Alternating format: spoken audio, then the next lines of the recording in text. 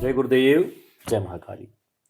चंडिका साधना एक ऐसी विशेष साधना है, जिस साधना के माध्यम से छोटे से प्रयोग से, कोई बहुत बड़ा विधि विधान नहीं, छोटे से प्रयोग से बड़े-बड़े शत्रु और शत्रुओं से संबंधित बाधाएँ या कोई विपरीत परिस्थिति आपके सामने आ गई हो, वो टल जाती है, शत्रु बाधा नष्ट हो जाती है।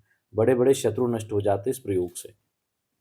चंड-मुंड को मारने वाली माँ चंडिका का यह दिव्य प्रयोग है, जो न केवल एक शत्रु बल्कि शत्रुओं के समूल समूह को विध्वंस कर देता है। लेकिन ऐसी चीज़ों का प्रयोग तब करें जब आप सही हो और सामने वाला गलत हो। गलत चीज़ के लिए देवी शक्तियाँ मदद नहीं करती हैं। आप ही गलत हो और किसी पे प्रयोग करोगे तो कैसे ही काम करेगी, ठीक है ना? इसका तो दोष भी लगता है। तो इसलिए हमेशा सही काम में ही दैविक चीज़ों का प्रयोग करना चाहिए, गलत कामों में नहीं। उनसे सहायता माँग रहे हो, मंत्रों का प्रयोग कर रहे हो, क्योंकि मंत्रों अधीनो देवता काम तो करेंगे।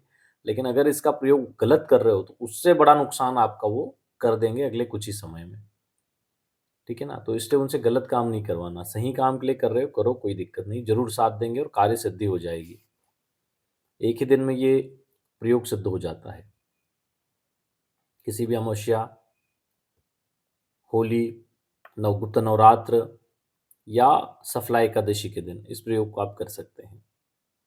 रात्रिकालीन प्रयोग है, वैसे भी तामसिक या षटकम से संबंधित जो प्रयोग होते हैं उनको रात्रिकालीन ही किया जाता है।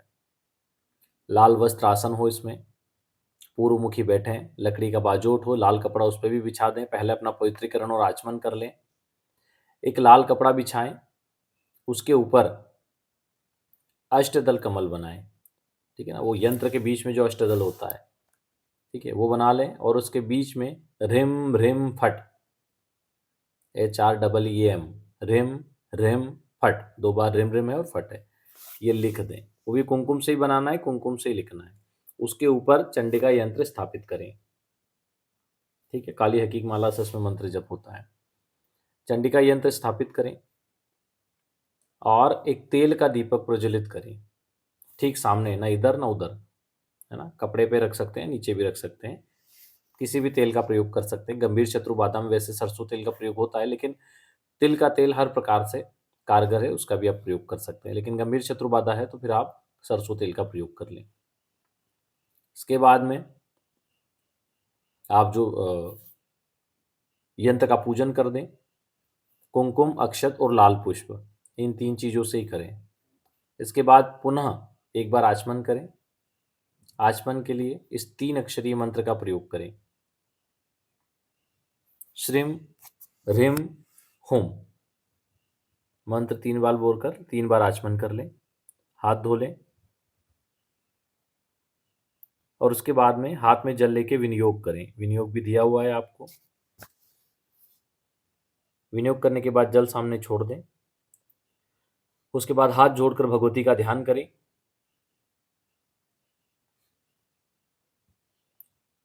संस्कृत में है, इसका हिंदी अर्थ भी बता देते हैं। मैं अणिमा आदि सिद्धिमय किरणों से आवृत भवानी का ध्यान करता हूँ। उनके शरीर का रंग लाल है, नेत्रों में करुणा है, लहरा रही है और हाथों में पाश, अंकुश, बाण और धनुष शस्त्र शोभित हैं। ऐसी भगवती चंडिका का मैं ध्यान करता हूँ। इस प्रकार ध्यान करके प्रणाम करें और फिर काली हकीक माला से नीचे जो मंत्र दिया है, ओम ग्लौम हुम क्लीम जुम सह ज्वालय ज्वालय ज्वल ज्वल प्रज्वल प्रज्वल ऐं ह्रीं क्लीं चामुंडाय विच्छय ज्वल हम सम लम क्षम फट स्वाहा। अब इसमें देखो यहाँ पे है ना, ओम ग्लौम हुम क्लीम जुम सह, इनमें सब म उकार का प्रयोग होगा, ठीक है ना? जुम म आएगा, ठीक है ना? लेकिन यहाँ पर जहाँ पर बीच में नवाण मंत्र संपुटित होता है इस मंत्र में, मतलब ये मंत्र ही अपने आप में दैवी शक्ति का प्रमाण है। तो यहाँ पर इसको बहुत से लोग एम ह्रीम क्लीम पढ़ते हैं। म में नहीं पढ़ना है इसको, ग पढ़ना है। ऐंग ह्रींग क्लिंग चामुंडाय विच्छय ज्वल, फिर यहाँ पे ग वकार नहीं आएगा, हम सम लम में, हम म स म ल म क्षम, हम सम लम क्षम फट। अब बहुत से लोग गलतियाँ करते हैं इसलिए थोड़ा-सा विस्तार से बताना पड़ा, ठीक है ना? तो आइंग, रिंग, क्लिंग ये 3 बीज मंत्रों में ग वकार होगा, बाकी पूरे मंत्र में म वकार का ही प्रयोग होगा। समझ गए आप? इस प्रकार 7 माला जप करने के बाद में आसन के नीचे जल डालें अपने राइट साइड और उसके बाद आप आसन से उठ सकते हैं। अगले 3 दिन तक यंत्रमाला को घर में रहने दें, उसके बाद विसर्जित कर दें। ये तो इसका पहला प्रयोग है, ठीक है? और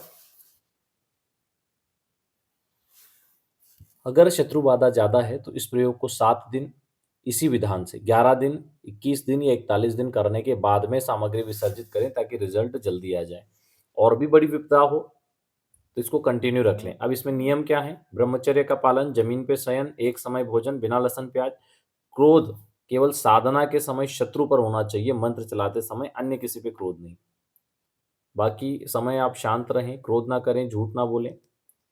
इन सब चीज़ों का ध्यान रखकर साधना करें तो साधना ज़रूर सफल होती है और उसके फल भी मिलते हैं। सैकड़ों उदाहरण हैं, कई लोगों के कमेंट भी आप देखते होंगे यूट्यूब पर हैं। बहुत से लोगों के व्हाट्सएप पे मैसेज आते हैं तो कई बार जब फ्री रहते हैं तो ग्रुप में हम डलवा देते हैं, जो लोग गुरु दीक्षा आदि के ग्रुप में जुड़े हुए हैं। तो वहाँ से आप लोगों को ये चीज़ें पता चल जाती है। अच्छा, दीक्षा कार्यक्रम शिविर 4 और 5 मई को है, तो जो लोग भी आना चाहते हैं उससे संबंधित वीडियो दे दिया गया है और उसमें सारी जानकारी भी दे दी है। अपना नाम वगैरह रजिस्टर करवा सकते हैं। नीचे दिए गए नंबर पर अपना नाम, एड्रेस अगर आने का फाइनल हो तभी करें, नहीं तो फिर यहाँ व्यवस्थाएँ बिगड़ती है। जल्दीबाजी में करना दें। आप फाइनल कर लें कि हाँ जाने का फाइनल है, तब आप एंट्री करवाएँ, तो आपको ग्रुप में जोड़ दिया जाएगा और वहाँ पे बाकी जानकारी आपको मिल जाएगी। चलिए आज के लिए इतना ही। जय गुरुदेव, जय महाकाली।